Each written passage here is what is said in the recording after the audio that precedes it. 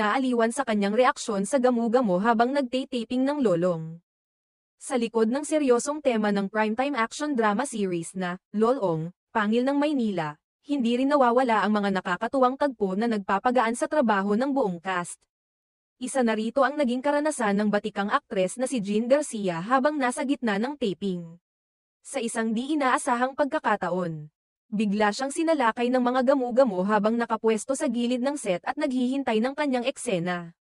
Sa isang nakakatawang video na ibinahagi ni Jean sa kanyang Instagram account, makikita siyang pabirong nagtatakip ng kanyang mga tenga habang itinataboy ang mga gamu-gamo gamit ang isang throw pillow. Sa caption ng kanyang post, biro niyang sinabi, "Ang gamu-gamo, baw," sabay dagdag pa ng, "Ayoko sa inyo, lumayo kayo sa akin, please," habang halatang pinipigilang mapasigaw.